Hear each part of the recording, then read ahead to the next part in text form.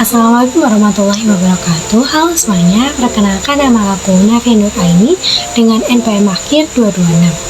Hari ini kita akan membahas tentang sistem akuntansi. Sebelum pada intinya, apa sih sistem itu? Nah, sebagai perubahan dasarnya adalah tubuh kita.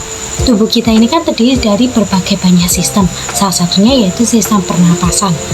Nah, yang mana fungsinya yaitu menyediakan oksigen dan mengeluarkan zat asam arak hasil dari pembakaran di dalam tubuh kita. Nah, sistem pernapasan terdiri dari unsur-unsur yang membentuk struktur sistem, yang mana tiap-tiap unsur dan struktur sistem ini bekerja dengan suatu pola tertentu untuk memenuhi tujuan dari sistem pernapasan.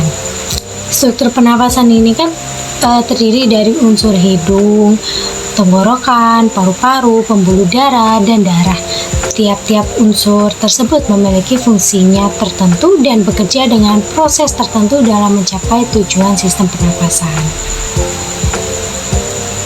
Setiap sistem merupakan bagian dari sistem lain yang lebih besar dan terdiri dari berbagai sistem yang lebih kecil atau yang biasa disebut dengan subsistem.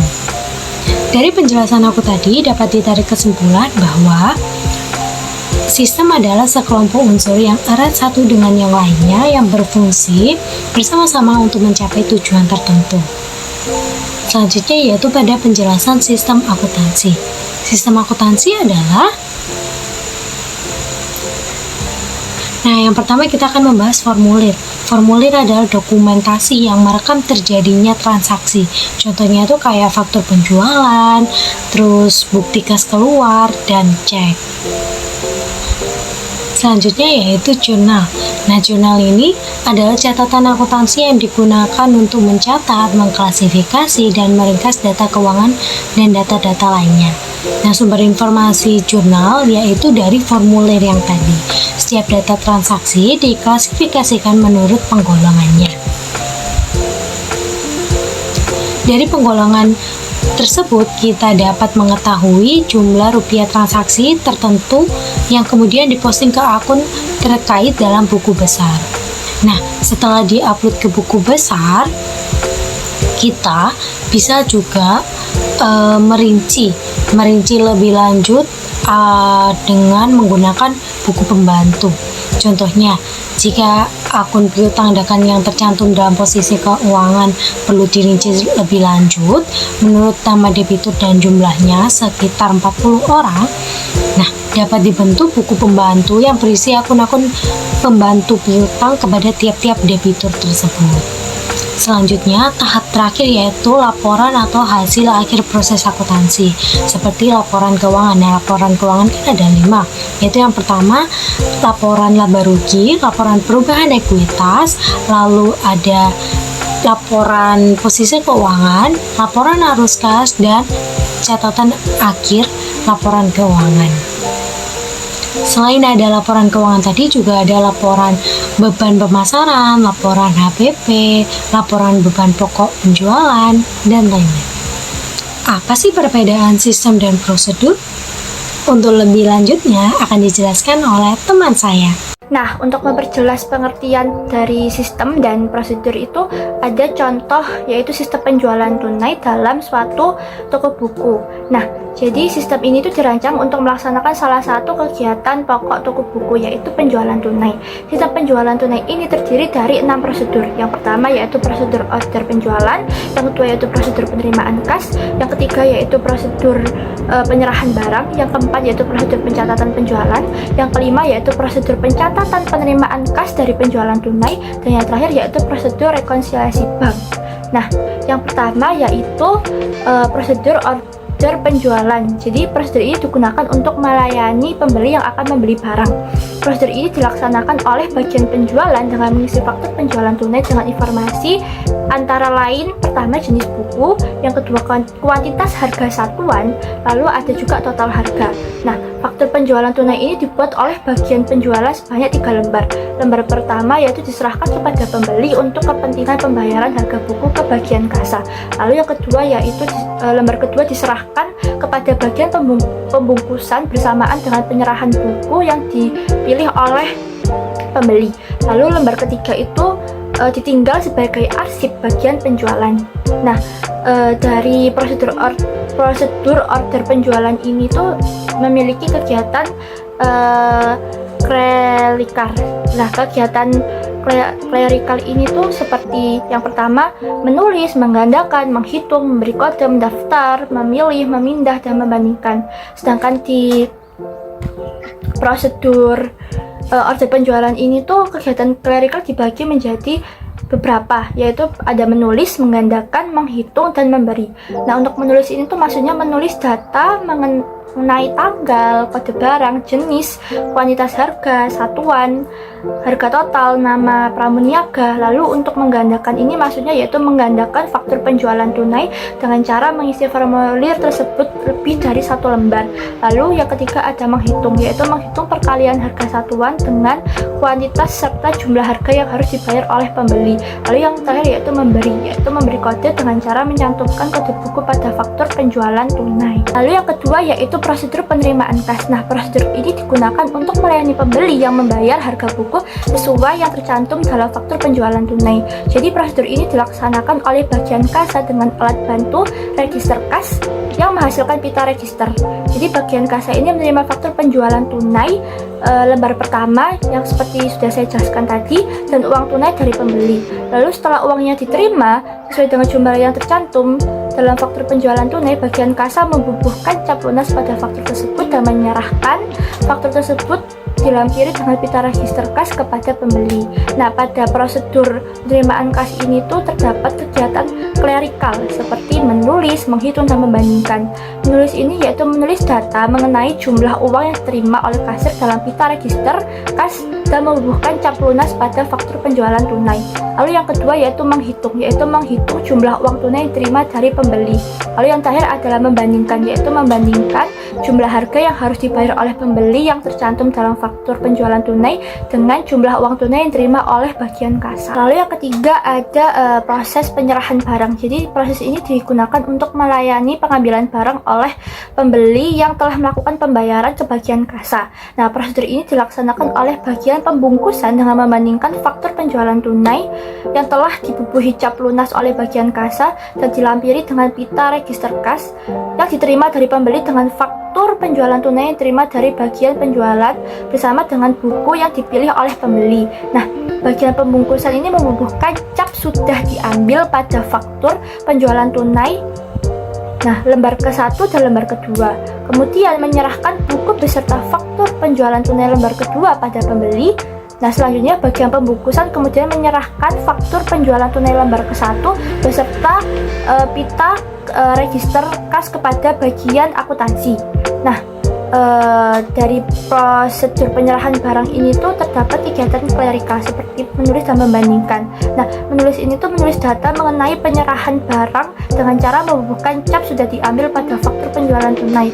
Lalu untuk membandingkan itu membandingkan jenis barang yang tercantum dalam faktur penjualan tunai yang diterima dari bagian penjualan dengan jenis barang yang tercantum dalam faktur penjualan tunai yang diterima dari pembeli. Itu ada prosedur pencatatan penjualan. Nah, prosedur ini tuh digunakan untuk mencatat transaksi penjualan ke dalam jurnal buku penjualan. Prosedur ini dilaksanakan oleh bagian akuntansi dengan cara mencatat faktur penjualan tunai ke lembar ke-1 yang diterima dari bagian pembungkusan ke dalam buku jurnal penjualan. Nah, dalam prosedur pencatatan penjualan ini terdapat kegiatan klerikal seperti menulis, yaitu menulis data tanggal penjualan, jenis kode, kuantitas, harga satuan, dan harga total dalam penjualan. Lalu selanjutnya ada kegiatan membandingkan, yaitu membandingkan jumlah harga yang harus dibayar oleh pembeli yang tercantum dalam faktur penjualan tunai dengan jumlah uang tunai yang diterima oleh kasir sudah sesuai dengan yang tercantum dalam pita register kas. Lalu ada juga memberi kode, yaitu memberi kode akun buku besar yang harus didebit dan dikredit akibat transaksi penjualan tersebut. Lalu ada prosedur pencatatan penerimaan kas.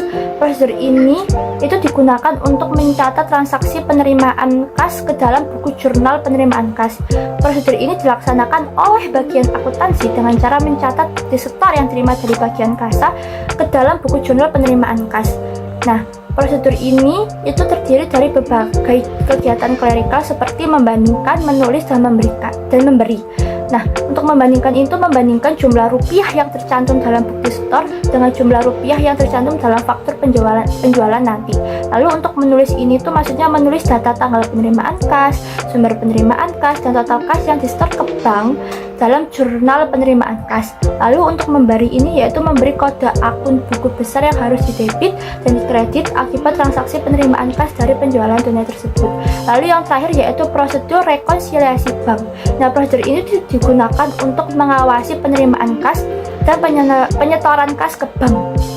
Jadi setelah prosedur penerimaan kas tadi, uangnya disetorkan ke bank. Nah, prosedur ini dilaksanakan oleh bagian audit internal dengan cara setiap hari melakukan pembacaan terhadap pita register kas yang dihasilkan oleh mesin register kas dan membandingkan dengan bukti store. Jadi, secara periodik bagian audit internal ini menerima rekening koran dari bank dan membuat rekonsiliasi bank dengan cara mencocokkan informasi dalam rekening koran dengan catatan yang diselenggarakan oleh bagian akuntansi. Nah, kegiatan clerical ini itu hanya terdapat membandingkan, tapi ada dua pembandingan, yaitu pertama membandingkan jumlah rupiah yang tercantum dalam pita register kas harian dengan bukti store. Lalu yaitu kedua membandingkan informasi yang tercantum dalam rekening koran bank dengan catatan kas yang diselenggarakan oleh bagian akuntansi. Nah, selanjutnya saya akan menjelaskan tentang komponen utama sistem informasi. Sebelumnya saya akan menjelaskan tentang sistem akuntansi terlebih dahulu. Jadi, sistem akuntansi adalah salah satu sistem informasi di antara berbagai sistem informasi yang digunakan oleh manajemen dalam mengelola perusahaan. Jadi, setiap sistem informasi itu terdiri dari blok-blok bangunan yang membentuk sistem tersebut. Nah, blok-blok yang dimaksud yaitu yang pertama ada blok masukan, blok model, blok keluaran, blok teknologi, blok basis data, dan blok pengendalian. Yang pertama yaitu saya akan menjelaskan tentang blok masukan atau input block. Jadi blok ini adalah data yang dimasukkan ke dalam sistem informasi beserta metode dan media yang digunakan untuk menangkap dan memasukkan data tersebut ke dalam sistem. Nah, masukan itu terdiri dari transaksi, permintaan, pertanyaan, perintah, dan pesan. Nah, contohnya itu seperti dalam sistem akuntansi untuk menghasilkan laporan penjualan per jenis produk. Transaksi penjualan dan retur penjualan merupakan masukan. Data tanggal transaksi, jenis produk, kuantitas yang dijual, harga jual satuan, nama pelanggan merupakan masukan yang dimasukkan ke dalam sistem akuntansi untuk menghasilkan informasi perjualan per jenis produk. Lalu yang kedua ada blok model. Jadi blok model itu terdiri dari logiko-mathematical models yang mengolah masukan dan data yang disimpan dengan berbagai macam cara untuk menghasilkan untuk memproduksi hasil yang dihendaki atau keluaran. Contohnya itu seperti pengolahan data pendapatan dan beban untuk menghasilkan laporan laba rugi memerlukan logiko mathematical model yang sederhana seperti laba sama dengan pendapatan kurangi beban. Lalu yang ketiga ada blok keluaran atau output block. Jadi produk suatu sistem informasi adalah keluaran yang berupa informasi yang bermutu dan dokumentasi untuk semua tingkat manajemen dan semua pemakai informasi, baik pemakai intern maupun pemakai luar organisasi. Nah, keluaran suatu sistem ini merupakan faktor utama yang menentukan blok-blok lain suatu sistem informasi. Jika keluaran suatu sistem informasi tidak sesuai dengan kebutuhan pemakai informasi, perancangan blok masukan, model, teknologi, basis data, dan pengendalian tidak ada manfaatnya. Lalu ada blok teknologi atau teknologi blok. Teknologi itu ibarat mesin untuk menjalankan sistem informasi. Jadi teknologi itu menangkap masukan, menjalankan model, menyimpan dan mengakses data, menghasilkan dan menyampaikan keluaran, serta mengendalikan seluruh sistem. Nah, contohnya itu seperti untuk menghasilkan informasi penjualan harian, sebuah rumah makan menggunakan teknologi berupa register kas. Jadi mesin yang digunakan oleh rumah makan ini mampu membuat ringkasan sampai dengan 20 macam jenis makanan dan minuman yang dijual. Lalu ada blok basis data. Jadi basis data itu merupakan tempat untuk menyimpan data yang digunakan untuk melayani kebutuhan pemakai informasi. Jadi basis data dapat diperlakukan dari dua sudut pandang, secara fisik dan secara logis. Basis data secara fisik merupakan media untuk menyimpan data seperti kartu buku besar, pita magnetik, disk, disket, kaset, kartu magnetik, chip, dan mikrofilm. Nah, basis data secara fisik itu merupakan tempat sesungguhnya suatu data disimpan. Namun yang lebih penting bukan dalam bentuk fisik apakah data disimpan, melainkan bagaimana mencari, menggabungkan, dan mengambil data yang disimpan untuk memenuhi kebutuhan khusus pemakai. Selanjutnya ada blok pengendalian. Semua sistem informasi harus dilindungi dari bencana dan ancaman. Cara untuk melindunginya ada 9, yaitu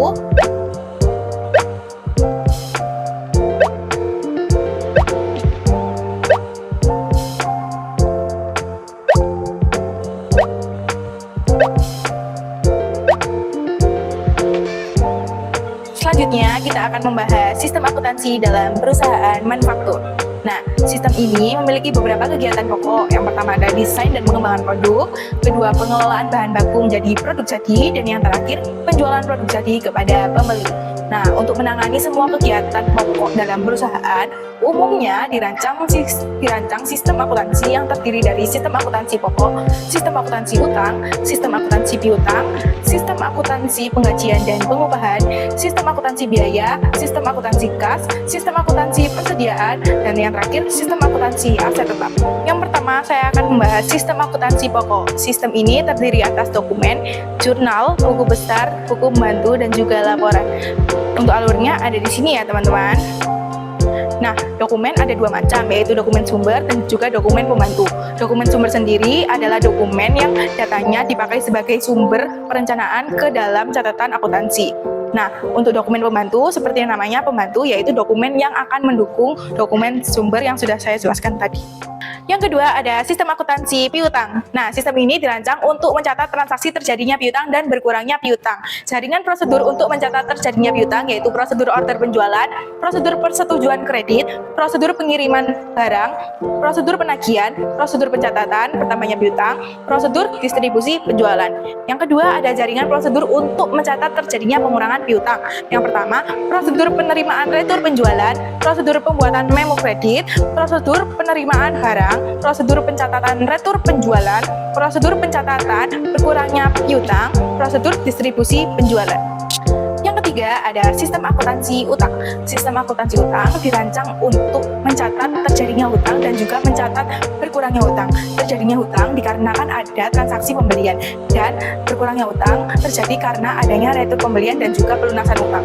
Nah, untuk jaringan prosedur untuk mencatat terjadinya hutang ada beberapa prosedur, yaitu yang pertama prosedur permintaan pembelian, prosedur permintaan penawaran harga, prosedur order pembelian, prosedur penerimaan barang, prosedur pencatatan bertambahnya hutang, prosedur distribusi pembelian.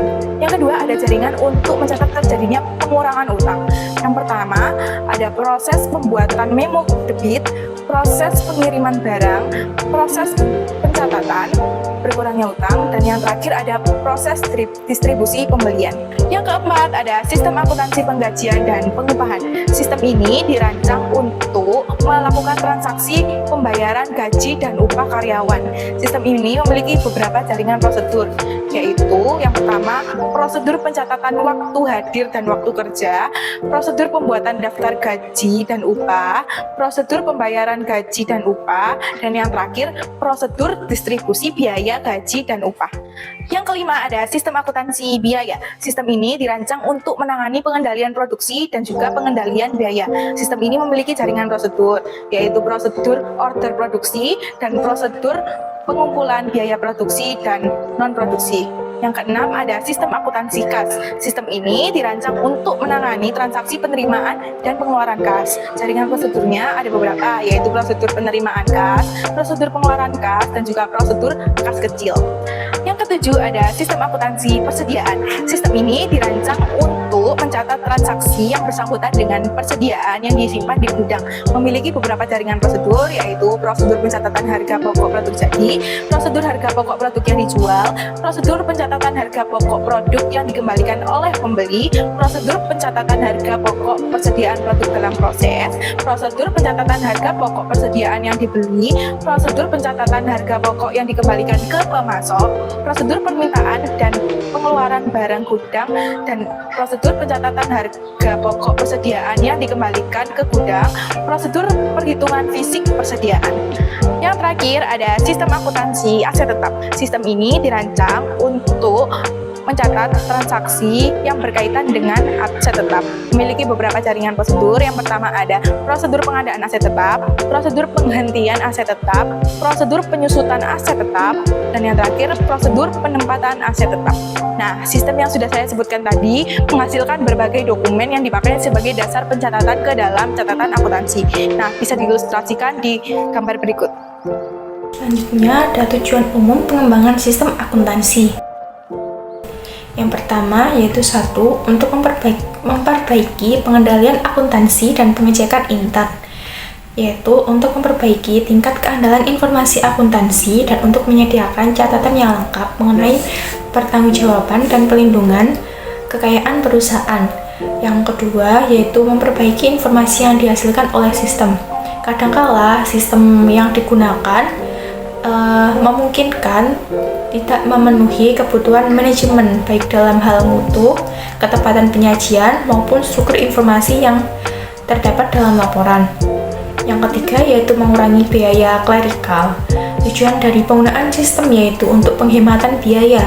Dalam menghasilkan suatu informasi harus dipertimbangkan mengenai besarnya manfaat yang diperoleh dengan pengorbanan atau biaya yang dikeluarkan untuk menghasilkan informasi tersebut. Selanjutnya ada tipe penugasan pengembangan sistem akuntansi. Yang pertama yaitu pengembangan sistem akuntansi yang baru dan lengkap. Pengembangan ini mencakup dua sistem, yaitu sistem akuntansi pokok dan sistem akuntansi piutang, utang, kas, dan lain sebagainya. Sistem akuntansi pokok terdiri dari perencanaan klasifikasi dan kode akun, buku besar, serta perancangan laporan keuangan yang dihasilkan oleh sistem. Yang kedua, ada perluasan sistem untuk memenuhi perluasan sistem akuntansi untuk bisnis baru. Pengembangan sistem akuntansi yang baru sangat dibutuhkan untuk memenuhi kebutuhan informasi bagi pengelola usaha baru yang memiliki karakteristik bisnis yang berbeda pada bisnis yang telah dijalankan sebelumnya. Yang ketiga yaitu perbaikan tahap dan prosedur yang digunakan. Dengan adanya perubahan tempat atau lingkungan sistem akuntansi yang baru menyebabkan sistem yang mungkin sekarang digunakan kurang cocok atau tidak lagi cocok dengan lingkungan yang telah berubah tersebut. Yang selanjutnya yaitu pekerjaan pengembangan sistem akuntansi. Pekerjaan pengembangan sistem akuntansi biasanya dikerjakan oleh analisis sistem yang bekerja dalam perusahaan. Nah, analisis sistem tersebut adalah orang yang memiliki keahlian dalam menggabungkan beberapa sistem informasi untuk menjadi satu bangunan sistem akuntansi. Biasanya pengembangan ini dilakukan pada Departemen Sistem Informasi. Jika perusahaan tidak membangun atau membentuk Departemen Sistem Informasi, pekerjaan perancangan sistem akuntansi diserahkan kepada profesi akuntan publik. Yang terakhir ada sistem akuntansi untuk melaksanakan bisnis. Yang pertama ada sistem perbankan yang mengembalikan cancel check kepada pembuat cek. Cancel check adalah cek yang diterima kembali oleh pembuat cek setelah cek tersebut digunakan sebagai alat pembayaran. Selanjutnya saya akan menjelaskan tentang cash on delivery sale atau COD sale, di mana COD sale ini merupakan transaksi penjualan yang melibatkan pembayaran tunai setelah barang diterima oleh customer. Metode ini umumnya digunakan dalam perdagangan online. Nah, sistem akuntansi penjualan dengan COD sale digunakan agar dapat memperluas pasar dengan cara menjangkau para pembeli luar kota atau luar pulau. Dengan sistem penjualan barang COD sale ini, baik penjual maupun pembeli memperoleh dua jaminan kepastian, yakni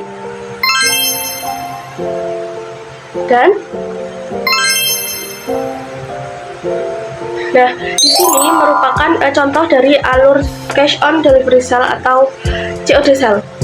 Nah, tahap pertama yaitu dimulai dari pembeli yang beli atau memesan barang kepada penjual. Dari penjual akan mengirim barang via kantor pos dengan metode cash on delivery. Nah, dari kantor pos akan mengirim barang yang customer pesan dan memberitahukan adanya COD atau cash on delivery. Lalu si pembeli akan membayar barang sesuai dengan harga yang tertera pada saat pembelian. Setelah itu, setelah pihak kantor pos menerima uang dari pembeli, maka kantor pos penerima akan menyerahkan barang kepada pembeli. Jadi kayak terjadi transaksi di sini. Si pembeli memberikan uangnya kepada kantor pos, lalu kantor pos memberikan barang yang dipesan atau dibeli kepada pembeli. Nah, yang terakhir yaitu kantor pos ini akan mengirim uang atau menyerahkan uang kepada penjual. Jadi lengkap ya teman-teman, si pembeli mendapat barangnya dan si penjual mendapat pendapatan dari si pembeli. Nah, selanjutnya saya akan menjelaskan tentang sistem penagihan atau billing system, di mana salah satu contoh dari sistem penagihan atau billing system ini adalah unattended gasoline station, yaitu tempat penjualan bensin yang tidak dijaga oleh karyawan atau tidak dijaga oleh orang. Jadi si customer ini akan mengisi sendiri bensinnya ke dalam tangki mereka sendiri, atau biasa kita sebut juga dengan self-service. Nah, pembeli yang melakukan pembelian ke tempat ini adalah pembeli yang berlangganan kartu kredit ke perusahaan pengelola tempat penjualan bensin ini. Nah, jadi di sini merupakan contoh dari alur unattended gasoline station. Tahapan pertama yaitu dari pembeli langganan, di mana pembeli tersebut melakukan pembelian bensin dengan menggunakan kartu kredit. Nah, dari pembelian tersebut, maka mesin akan mencatat atau memproses data penjualan ke komputer kantor pusat. Nah, dari kantor pusat tersebut akan memberikan data atau mengirimkan tagihan kepada pembeli langganan secara periodik. Nah, karena dari kantor pusat memberikan tagihan tersebut, maka pembeli mau tidak mau harus melunasi tagihan tersebut untuk membayar tagihan dari perusahaan penjualan bensin. Nah, awal mulanya sistem ini diciptakan oleh suatu perusahaan di Amerika Serikat untuk melayani keperluan perusahaan-perusahaan angkutan truk, bis, dan taksi, di mana manajemen perusahaan yang bergerak dalam distribusi bahan bakar melihat peluang bisnis dengan membantu perusahaan angkutan dengan cara melalui sistem penagihan atau billing system, teman-teman. Selanjutnya yaitu bisnis kartu kredit atau credit card business, di mana bisnis ini pada dasarnya menjual jasa penagihan atau billing service kepada perusahaan-perusahaan penjual barang dan jasa melalui sistem penagihan atau billing system. Perusahaan-perusahaan yang menggunakan jasa ini memperoleh beberapa manfaat, yaitu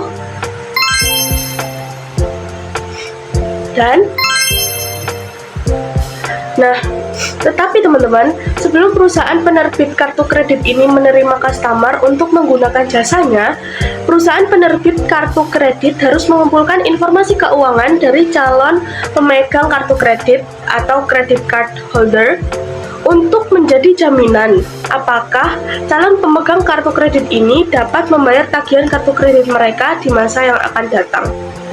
Yang terakhir yaitu hubungan sistem akuntansi dengan sistem informasi manajemen, di mana sistem akuntansi dan sistem informasi manajemen atau biasa disebut juga dengan SIM memiliki hubungan yang sangat erat dan saling mendukung. Sistem akuntansi pada dasarnya adalah subsistem dari SIM atau sistem informasi manajemen. Artinya, sistem akuntansi menyediakan data dan informasi keuangan yang penting bagi SIM untuk menghasilkan laporan dan analisis yang diperlukan oleh manajemen dalam pengambilan keputusan. Dengan demikian, keduanya sangat penting bagi keberhasilan suatu organisasi. Baik, sekian presentasi dari kelompok 1. Terima kasih, mohon maaf bila ada salah kata. Wassalamualaikum warahmatullahi wabarakatuh.